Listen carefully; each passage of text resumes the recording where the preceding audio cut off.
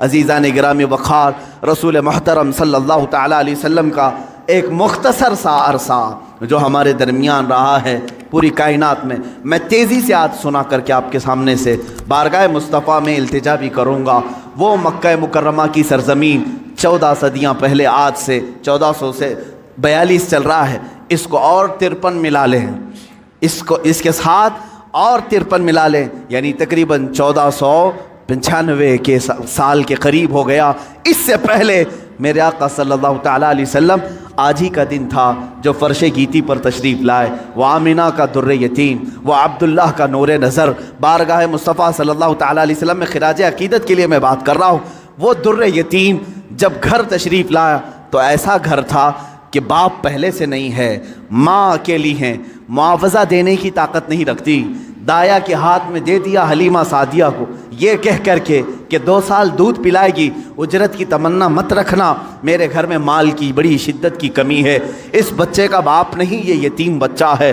حلیمہ سعدیہ لے گئیں، لیکن برکات پہ برکات انہوں نے دیکھا ہے۔ رسول پاک کو اپنے گود میں کھلایا۔ حلیمہ سعدیہ کہتی ہیں یہ عام بچہ نہیں تھا، ان کے آتے ہی بنو سعد کی ساری بکریوں کے تھن دودھ سے بھر چکے تھے، اور سارے بچے حضور پاک صلی اللہ تعالیٰ علیہ وسلم کو دیکھنے کے لیے آتے تھے، حتیٰ کہ حلیمہ سعدیہ کی بیٹی شیمہ کہتی ہیں، شیمہ کیا کہتی ہیں کہ ہمارے قبیلے میں، ہمارے محلے میں رواج تھا، رات کے وقت یا شام کے وقت ساری لڑکیاں جو ان کے عمر کی تھیں، شیمہ کے عمر کی تھیں، وہ کہتی ہیں اپنے اپنے چھوٹے بھائیوں کو، جس کا بھائی ہوتا لے کر کے آتی تھیں، کمپٹیشن چلتا تھا، بہن اپنے بھائی کو دکھا کر کہتی کس کا بھائی زیادہ خوبصورت ہے، ہر خاتون، ہر بہن اپنے چھوٹے بھائی کی گود میں لے کر اس کے ناک نقشے بیان کرتی، ارے میرے بھائی کی تو پیشانی بڑی چوڑی ہے، یہ خوبصورتی کی علامت ہے، کوئی کہتی میرے بھائی کی تو آنکھیں بڑی جھیل جیسی ہیں اور یہ بڑا خوبصورت ہے۔ ہر خاتون، ہر بہن گود میں لیے ہوئے بچے کو اپنے بھائی پر فخر کرتی، اور حضرت شیمہ کہتی ہیں جب اس مجمع میں میں میرے بھائی محمد کو لے کر کے آتی، اللہ اللہ، وہ کہتی ہیں ساری میری سہیلیاں اٹھ کھڑی ہوتی، کہتی شیمہ تیرے بھائی کے ساتھ ہمارے بھائیوں کا مقابلہ نہیں، یہ ہمارا آپس کا مقابلہ ہے، یہ ہمارا آپس کا کمپٹیشن ہے، تو کبھی محمد کو ہمارے درمیان نہ لا، اس لیے کہ اس کے مقابل میں 14ویں کا چاند بھی شرما جاتا ہے۔ یہ بنو سعد کی خواتین کا کہنا ہے۔ حضرت شیمہ کہتی ہیں اس مقابل میں میں کبھی رسول پاک کو لے جاتی تو وہ ایکسیپٹ نہیں کرتی، کہتی کہ شیمہ تیرے بھائی کے ساتھ ہمارے بھائیوں کا مقابلہ نہیں، وَأَحْسَنُ مِنْكَ لَمْ تَرَ قَطُّ عَيْنِي وَأَجْمَلُ مِنْكَ لَمْ تَلِدِ النِّسَاءُ، یا رسول اللہ آپ سے زیادہ حسین میری آنکھوں نے دیکھا نہیں، آپ سے زیادہ جمیل کسی ماں نے جنا نہیں۔ وہ 2 سال کی عمر پاک میں حلیمہ سعدیہ دوڑتی ہوئی واپس مکہ لے آئیں اور حضرت آمنہ سے کہا میں نے 2 سال کا عرصہ آپ سے مانگا تھا، لیکن 6 مہینے اور بڑھا کر کے دے دو، اجرت بھی نہیں چاہیے، معاوضہ بھی نہیں چاہیے، لیکن حضرت بی بی آمنہ نے اپنے پاس اپنے صاحبزادے کو رکھ لیا۔ 2 سال کے عرصے میں گھر میں کتنے افراد ہیں، کون ہیں؟ باپ نہیں ہے، دادا ہے عبد المطلب، وہ بھی بڑھاپے کو پہنچے ہوئے ہیں، رسول پاک صلی اللہ تعالیٰ علیہ وسلم اپنے دادا کی سرپرستی میں ہیں۔ 6 سال کی عمر میں اپنی ماں کے ساتھ ننیحال کا سفر کیا، مدینہ کا سفر کیا۔ اس وقت جو یثرب تھا وہ حضور کا ننیحال بھی ہے، نانی کا گھر ہے۔ حضرت آمنہ کے ساتھ گئے 6 سال کی عمر میں، جب حضرت عبداللہ کی ایک کنیز ام ایمن ساتھ میں ہے، کوئی نہیں، 3 لوگوں کا یہ قافلہ پیدل مکہ سے مدینہ گیا ہے، مدینہ سے واپسی ہو رہی ہے۔ مقام ابوا میں بی بی آمنہ بیمار ہوئیں، بی بی آمنہ سلام اللہ علیہا اتنی شدت سے بیمار ہوئیں کہ وہ چل پھر نہیں سکتی تھی، اسی راستے میں وہ رہ گئیں، اور اس کے بعد اپنے نور نظر کو قریب بلایا اور کہا اے محمد میری آخری سانسیں ہیں۔ 6 سال کی عمر پاک میں رسول پاک صلی اللہ علیہ وسلم نے اپنی ماں کی آنکھیں بند کیں اور ان کی روح قبض عنصری سے پرواز کی۔ وہ 6 سال کی عمر میں اپنی مقدس ماں کا جسم مبارکہ اٹھاتے ہیں، قبر میں دفن بھی کرتے ہیں، اور اپنے والد کی کنیز کے ساتھ واپس مکہ آتے ہیں۔ اب کون تھا اس محمد عربی کے ساتھ؟ نہ باپ ہے نہ ماں ہے، وہ در یتیم، پوری کائنات کے یتیموں کا آقا بنا ہے، پورے یتیموں کا ماوا و ملجا بنا ہے، لیکن اللہ نے اسے در یتیم پیدا کیا، جب 8 سال کی عمر ہوئی دادا کا بھی انتقال ہو گیا، عبد المطلب بھی دنیا سے چلے گئے، اب کون تھا سوائے ایک چچا کے، ابو طالب کے؟ اب کوئی نہیں تھا، آپ کی سرپرستی میں رہے۔ جہاں تک بات آتی ہے ابو طالب کی، میں کہوں گا بڑے ادب کے ساتھ، اے لوگوں اس اختلافی مسئلے میں کبھی بھی تیر مارنے کی کوشش نہ کرنا۔ بعض لوگ ابو طالب کے کفر کے متعلق اصرار کرتے ہیں کہ وہ کافر تھے، بعض لوگ ایمان کے متعلق، لیکن جو حقیقت ہے وہ اللہ کے حوالے کرو، اللہ کے حوالے کرو۔ رسول پاک صلی اللہ تعالیٰ علیہ وسلم کو انہوں نے جان سے زیادہ تربیت کی ہے، یہاں تک کہ مکہ والوں سے انہوں نے کہا تھا، جب رسول پاک نے اعلان نبوت کیا تھا، ابو جہل، عتبہ، شیبہ سب نے آ کر کہا ابو طالب اگر یہ تیری نگرانی میں نہ رہے تو ہم اس کا کچھ سے کچھ کر دیں، تو محمد ہمارے حوالے کر دے۔ جانتے ہو ابو طالب، مجھے بڑی تکلیف ہوتی ہے جب سرے سے کوئی آدمی ان کو بالکل کافر مشرک گردانے، میں کہتا ہوں کف لسان تو کرو، زبان کو روک تو لو، جو معاملہ ہوگا قیامت کے دن دیکھا جائے گا۔ حضور کے چچا ہیں لیکن عشق کی بات تو دیکھیں، وہ مکہ والوں سے کیا کہتے ہیں؟ کوئی محبت کرنے والا ہی یہ جملے کہہ سکتا ہے۔ مکہ والوں سے انہوں نے کہا اے مکہ والوں سن لو، تم اگر میرے ایک ہاتھ میں چاند رکھ دو، دوسرے ہاتھ میں سورج رکھ دو، تب بھی میں محمد تمہارے حوالے نہیں کر سکتا۔ یہ ابو طالب کے الفاظ تھے جو رسول پاک کے لیے انہوں نے فرمائے تھے۔ میں ادب سے کہتا ہوں لیکن پھر ساتھ میں ایمان و کفر کا معاملہ اللہ کے حوالے کرتا ہوں، اس لیے کہ اس پوری قوم کو نہ جنت دینا ہے نہ دوزخ دینا ہے، نہ قیامت کے دن تمہارے ہاتھ میں فیصلہ ہے نہ میرے ہاتھ میں فیصلہ ہے۔ ابو طالب جنت میں جائیں گے کہ جہنم میں جائیں گے، میں کون ہوتا ہوں فیصلہ کرنے والا؟ نہ اعلیٰ ملائکہ میں سے ہیں ہم، نہ فرشتوں میں سے ہیں، بلکہ اللہ رب العزت کے حوالے ہے یہ فیصلہ، ہر ایک کے جنت و دوزخ کا فیصلہ۔ بہرحال 12 سال کی عمر میں ابو طالب نے رسول پاک کو اپنا ساتھی بنا لیا۔ ایسا مجھے بتاؤ ابو طالب پر جب بھی باتیں آئیں ادب کے ساتھ کہو، ادب کے ساتھ کہو۔ میں نے ابو طالب کو بہت پڑھا ہے، وہ رسول پاک کو چھوڑ کر ایک لمحہ بھی نہیں رہتے تھے، ایک لمحہ نہیں رہتے۔ 12 سال کی عمر میں جب انہیں یمن کی تجارت پہ جانا تھا، ابو طالب نے انہیں چھوڑا نہیں، رسول پاک کو تجارت کے سفر میں ساتھ لے لیا۔ بیچ راستے میں ایک جگہ پڑاؤ ہوا، وہاں ایک راہب تھا، عیسائی راہب، اور اس نے دیکھا، چہرے پاک کو دیکھ کر اپنی کتابوں میں پڑھی ہوئے ساری علامتیں دیکھ لیا، اس نے مہمان بنا لیا۔ ابو طالب سے پوچھا تم کہاں سے آ رہے ہو، کون سا خاندان ہے؟ جب انہوں نے بتایا تو وہ راہب کہتا ہے، بحیرہ راہب، اے ابو طالب میری بات سنتے ہو تو سن لو، جو تمہارے ساتھ بچہ تمہارا بھتیجا ہے یہ اللہ کا سب سے آخری رسول ہوگا، یہ سب سے آخری رسول ہوگا۔ تم جا رہے ہو شام یا یمن، وہاں یہودی اس کے جانی دشمن ہوں گے، وہ بچے کو مار ڈالیں گے، قتل کریں گے، لہٰذا تم اپنی تجارت کا سامان یہیں بیچ دو اور واپس مکہ لے جاؤ۔ ابو طالب نے صرف رسول پاک کی جان کی حفاظت کے لیے پورا تجارت کا قافلہ وہاں بیچ دیا، واپس مکہ تشریف لائے۔ ابو طالب نے 25 سال کی عمر تک رسول پاک کی ایسی تربیت کرتے رہے۔ میرے آقا صلی اللہ تعالیٰ علیہ وسلم کی پرورش میں انہوں نے کوئی فر و گزاش نہیں کیا، کچھ نہیں چھوڑا۔ جب آپ کی عمر 25 سال کی ہوئی، میرے آقا کی شادی کی عمر ہے، یہ شادی کی عمر ہے، رسول پاک کو سامنے سے پیغام آیا بی بی خدیجۃ الکبریٰ کا، جو مکہ کی طاہرہ تھیں۔ لوگ کہتے ہوں گے مالدار سے شادی کیا، بلکہ آپ کو یہ معلوم نہیں، پورے مکہ میں حضرت خدیجہ کا ایک لقب مشہور تھا، طاہرہ ان کو کہا جاتا تھا۔ حضور کے پاس جب ان کا پیغام نکاح آیا، آپ نے ایکسیپٹ کیا۔ آپ سوچیں 25 سال کی عمر میں 40 سال کی خاتون سے نکاح کرنے والا صرف عورتوں کا دلدادہ نہیں ہو سکتا، وہ بھی بیوہ عورت، 2 شوہر ان کے ہو چکے تھے، اس سے پہلے انتقال کر چکے تھے، تیسرے شوہر میرے آقا ہیں۔ رسول پاک صلی اللہ تعالیٰ علیہ وسلم کی شادی ہو رہی ہے، شادی کا جو خطبہ نکاح ہے کوئی اور نہیں، ابو طالب ہی پڑھ رہے ہیں۔ ابو طالب نے خطبہ پڑھا، خطبے کے الفاظ بھی دیکھیں، کہیں ایک شرک نہیں، کہیں ایک کفر نہیں، بلکہ اللہ کی حمد و ثنا ہے، رب ذوالجلال کی تعریف و توصیف ہے۔ اس کے بعد رسول پاک کی تعریف بھی اس خطبے میں موجود ہے، وہ خطبہ آج بھی موجود ہے، کتابوں میں لکھا ہوا ہے۔ ابو طالب نے جو رسول پاک کے نکاح میں خطبہ پڑھا تھا، کوئی اور نہیں پڑھا، چچا نے خطبہ پڑھا، اور اس کے بعد محمد صلی اللہ تعالیٰ علیہ وسلم کا نام لیتے ہوئے پھر سارے مجمع میں کہا یہ میرا عزیز از جان بھتیجا محمد ہے، اس سے زیادہ شریف پورے مکہ میں تم لا نہیں سکو گے، اس سے زیادہ حسین تم پورے عرب میں لا نہیں سکو گے۔ اس کے بعد کہا محمد کا جو مہر طے پاتا ہے وہ ابو طالب کے مال سے جائے گا، خدیجۃ الکبریٰ کو جو مہر دیا گیا رسول پاک کا وہ بھی ابو طالب کے مال سے دیا گیا ہے، رسول پاک کے اس چچا کے مال سے۔ اب یہ زندگی ہے پاک ازدواجی زندگی ہے، میرے آقا سیدہ خدیجہ کے ساتھ 25 سال گزارتے ہیں۔ 50 سال کی عمر مبارکہ جب میرے آقا کی ہوئی، یعنی 40 سال کی عمر پاک جب تھی، تب اللہ تعالیٰ نے آپ کو حکم دیا، اے رسول آپ اعلان کر دیں میں اللہ کا آخری رسول ہوں، بتوں کی عبادت چھوڑ دو، ایک خدا کی عبادت کی طرف آؤ۔ یہ حضور کی 40 سالہ زندگی میں جو انقلاب آیا، اب مکہ والوں کی یہاں سے ستم ظریفیاں شروع ہوئیں۔ میرے آقا نے سب کو جمع کیا مکہ کے ایک سرزمین پر میدان میں، پوچھا میرے بارے میں تمہارا کیا خیال؟ سبوں نے کہا تم آج تک کبھی جھوٹ نہیں بولے اور کبھی کسی کی امانت میں خیانت نہیں کی۔ حضور نے فرمایا اے مکہ والو، اگر میں یہ کہہ دوں ان پہاڑوں کے پیچھے ایک فوج چھپی ہے جو تم پر حملہ کرنا چاہتی ہے، کیا میری اس بات پر یقین کرو گے؟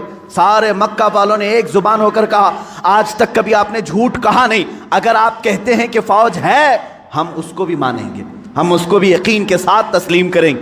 حضور نے فرمایا جب میری باتوں پر اتنا تمہیں یقین ہے تو سنو، میں تمہیں کہتا ہوں اللہ ایک ہے، خدا ایک ہے، معبود ایک ہے، مسجود ایک ہے، ہر ایک کے سامنے سر جھکانا یہ تمہیں زیب نہیں دیتا، اور میں محمد اللہ کا آخری رسول ہوں، اس کی طرف سے اخلاقی تعلیمات لے آیا ہوں، تمہاری روحوں کا بدلنے آیا ہوں۔ جب میرے آقا نے فرمایا سارے مکہ والے ناراض ہوئے، سوائے حضرت علی کرم اللہ وجہہ الکریم کے، کوئی اس میدان میں ایمان لانے والا نہیں تھا۔ حضور پاک صلی اللہ علیہ وسلم کی دعوت کی ابتدا صرف 2 لوگوں سے شروع ہوئی، ایک حضرت علی سے، دوسرے حضرت خدیجہ سے۔ کبھی نا امید مت ہو، اپنی دعوت اثر کتنا رکھتی ہے یہ اللہ کے اوپر چھوڑو، بولنا سیکھو، آج نہ صحیح کل مولا تعالیٰ تمہاری اس دی ہوئی دعوت کو پائے تکمیل تک ضرور پہنچائے گا۔ 2 لوگوں سے دعوت شروع ہوئی، ایک علی سے ایک خدیجہ سے، لیکن وہ دعوت آج کہاں کو پہنچی ہے؟ آج تقریباً پوری دنیا میں 2.25 ارب لوگ 180 کروڑ کی تعداد میں مسلمان جی رہے ہیں۔ وہ 2 لوگوں سے شروع ہونے والی دعوت 200 کروڑ کو پہنچ چکی ہے، لیکن ایسا سیل رواں ہے کہ تھمنے کا نام نہیں لیتا۔ وہ دعوت رسول اللہ کی جو مکہ کی ان چوٹیوں سے نکلی تھی، فاران کے ان پہاڑیوں سے نکلی تھی، آج تک زندہ ہے اور صبح قیامت تک یہ دعوت زندہ ہی رہے گی۔ آج میں آپ کو بتاؤں مختصر سی بات، یہ جو آج فرانس، امریکہ، یورپ جو ان کے اندر جو کھلبلی ہے، بے چینی ہے، اور وقتاً فوقتاً یہ گستاخی کرنا، اسلام کے خلاف، مسلمانوں کے خلاف، آتنکواد سے جوڑنا، ٹیررزم سے جوڑنا، کیوں ہو رہا ہے یہ سب؟ جانتے ہیں آپ؟ ایک پیٹ کا درد ہے۔ کس بات کا؟ یہ میں نہیں کہتا، امریکہ کا پریزیڈنٹ جو ایکس پریزیڈنٹ ہے اس سے قبل کا، اس نے خود یہ سٹیٹمنٹ دیا ہے کہ آج پورے ورلڈ میں سب سے زیادہ فاسٹ گروونگ والا کوئی ریلیجن ہے تو وہ اسلام ہے۔ یہ میں نہیں کہہ رہا، امریکہ کا پریزیڈنٹ کہہ رہا ہے سب سے زیادہ تیزی سے اگر کوئی دین دنیا میں پھیل رہا ہے تو اسلام ہے۔ یورپ کے متعلق تو تعداد آنکڑے بھی ملتے ہیں، پر ڈے وہاں 400 لوگ اسلام میں آ رہے ہیں۔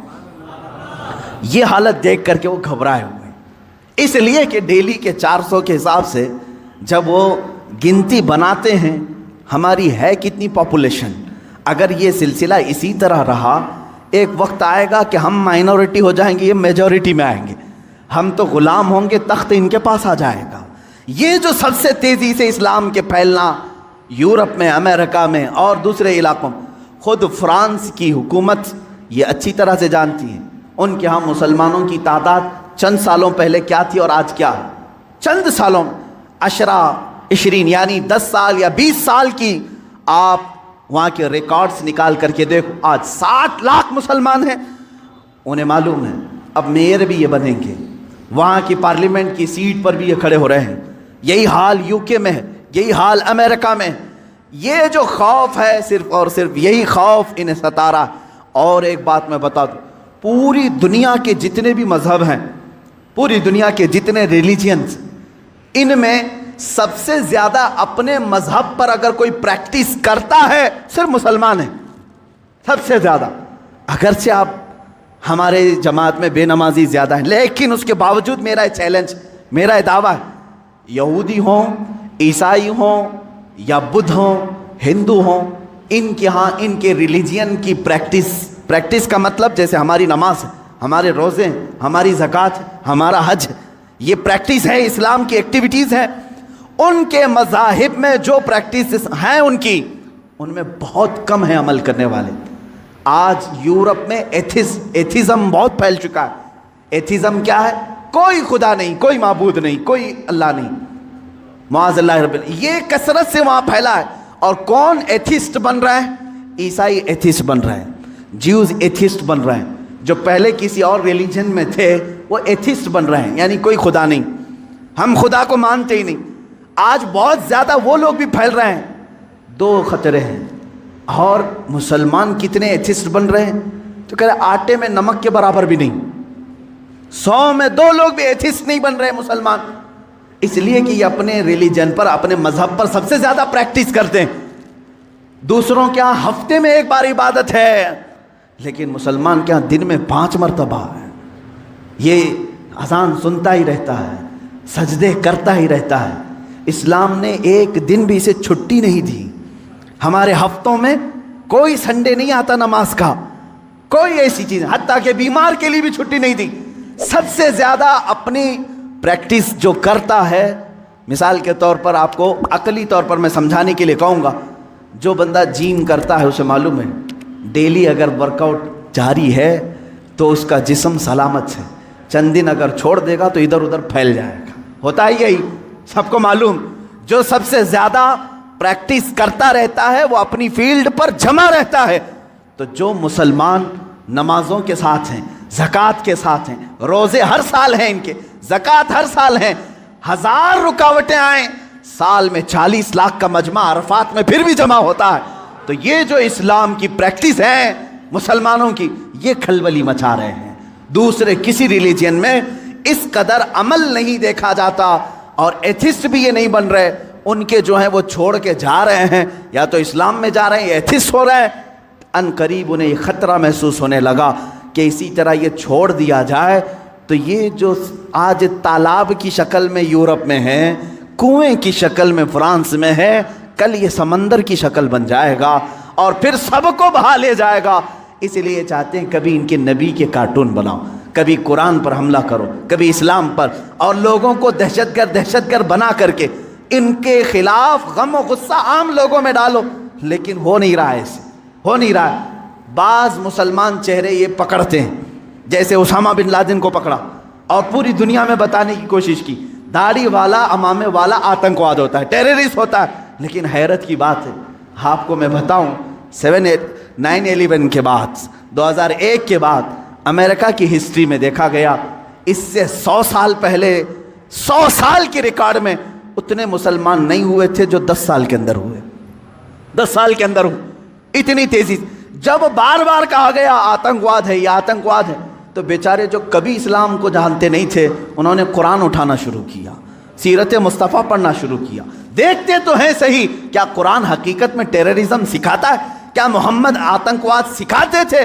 जब वो पढ़ते हैं तो फिर कहते हैं इस्लाम की फितरत में वो कुदरत ने वो लचक दी है, जितना ही दबाओगे उतना ही वो उभरेगा। अज़ीज़ान गिरामी वक़ार, रसूल पाक सल्लल्लाहु तआला अलैहि वसल्लम की वो दावत मुकम्मल होकर रहेगी, अगरचे काफिर और मुशरिकीन नापसंद करें। 40 साल के बाद से लेकर 53 साल तक मेरे आका मक्का मुकर्रमा में रहे, मुसीबतें भी झेली, मशक्क़तें भी उठाई और लोगों के 1000 तरीके के ताने भी बर्दाश्त किए। 53 साल के बाद मेरे आका ने हिजरत फरमाई मदीने तैयबा। मदीने आने के बाद सबसे पहले मस्जिद नबवी की तामीर हुई, सहाबा को भाई भाई बनाया, और उसके बाद जो मदीने के ख़िलाफ़ आवाज़ उठा था उसके ख़िलाफ़ मेरे आका ने तलवार भी उठाई। जंगे बदर हुई, जंगे उहद हुई, जंगे खंदक हुई, जंगे हुनैन हुई, जंगे तबूक हुई और जंगे मौता हुई। ये वो जंगे हैं जो दुश्मनाने इस्लाम के ख़िलाफ़ मेरे आका ने की।